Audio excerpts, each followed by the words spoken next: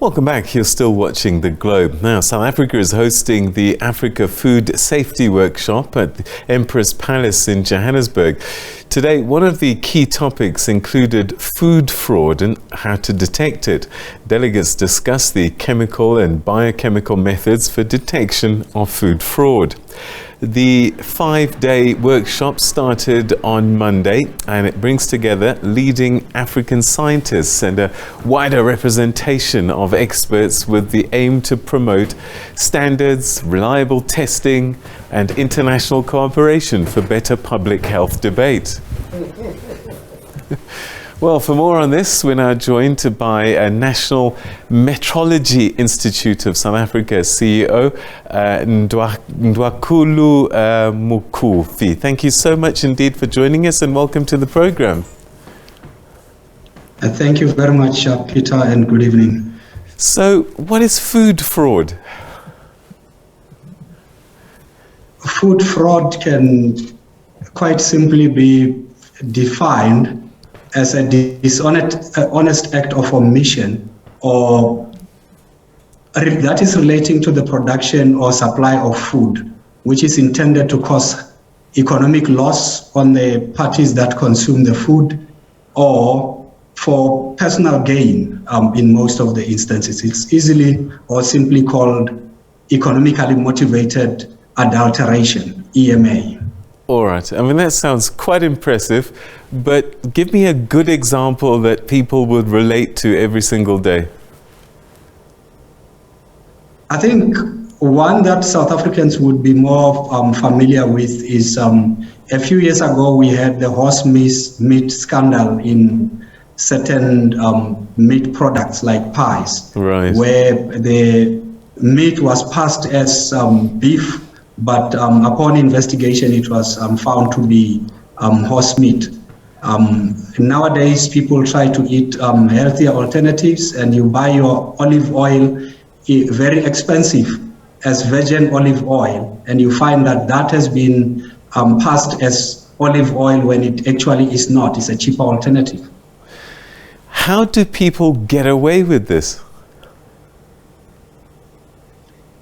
I think one of the challenges, more especially on the continent and in the country, is that we do not have a very strong monitoring system for food fraud incidences, especially on the continent, as I say. So the monitoring system remains in their early stages.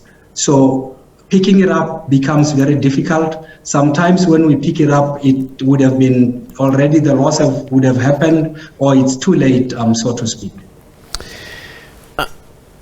What it sounds to me like is, yes, there may be some economic motivations, but it could also be quite dangerous for our health.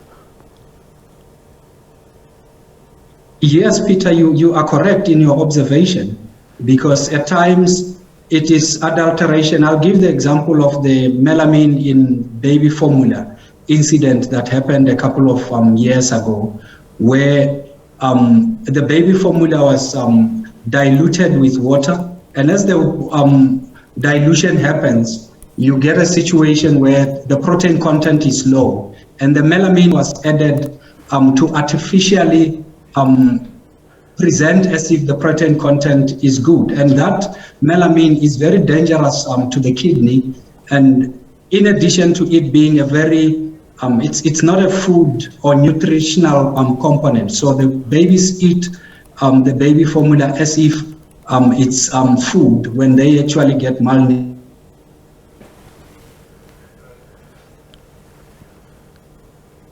Hello, are you still there? All right, it looks like we might be struggling a little bit with the signal there. I'm hoping that as we chat now that we might be able to redial him. I think he's back. All right, I think you're back. Yeah. Tell me about foods that come into the country that are imported. Are our customs, are there checks to make sure that that which is written on the packet is that which is in the product? I think This is the area where a lot of work still needs to be done, but especially from a testing perspective. The checks are there, the checks are done, but you need sophisticated scientific testing, which is the reason for this workshop that we are hosting this week at the Empress Palace, to ensure that the scientists that support this testing are properly equipped and well networked to ensure that this support that is required by the customs checking systems can be so efficient that we can prevent these foods that are imported into the country. Where are we most vulnerable, do you think? Is it land borders where trucks are going in their numbers and the border officials are just overwhelmed? I think I cannot say specifically land borders only, because it cuts across. This includes, I mean, you know of the spirits and alcohols that also come through the countries, through the water ports, and it's throughout the borders that we need this infrastructure that supports the testing, to ensure that first we are able to test quick and give the results as quickly as possible, but most importantly we are able to give accurate detection of any issues that could be happening with the foods that are coming in. Are we working with countries across our borders to try and, I don't know, have a uniform approach across the region and across the continent?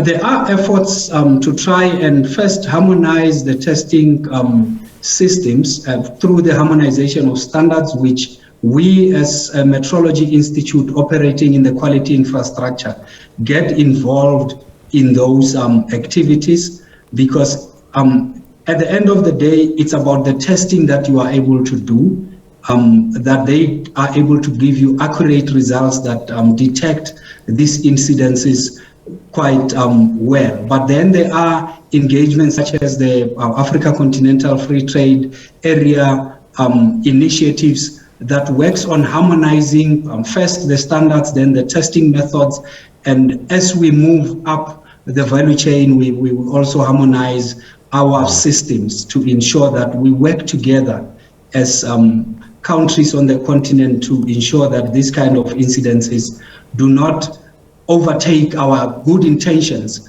of opening up the trade across the borders on the continent. All right, food fraud is one aspect. What other areas of concern are there for you in terms of food safety that will be on the agenda for you this week? Peter, in addition to food fraud, we look at contaminations from toxins, such as mycotoxins that cause serious illnesses, that on the continent we mostly consume starches such as maize and cassava. We consume groundnuts that are prone to this fungus that cause contaminations with toxins that give us problems health-wise. We look at residues, either from pesticides that are used in the production process, and also considering antibiotic residues such as those that we pick up when we produce food such as chicken through the broiler production system that requires a lot of antibiotics to be used. So it is important that we consider the minimum residue levels that are allowed, as well as the minimum levels.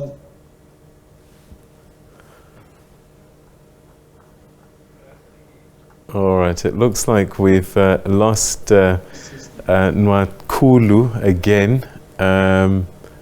I think we'll leave it there. We've pretty much covered, I think, a lot of the issues. There is a food safety gathering that's been taking place and looking at making sure that the foods that we're consuming are safe, but also that we become a bit more aware of the food fraud that might be out there. People saying that this is what's in my product when actually it isn't. It could be life-saving actually if we get ourselves a little bit of an education on these issues.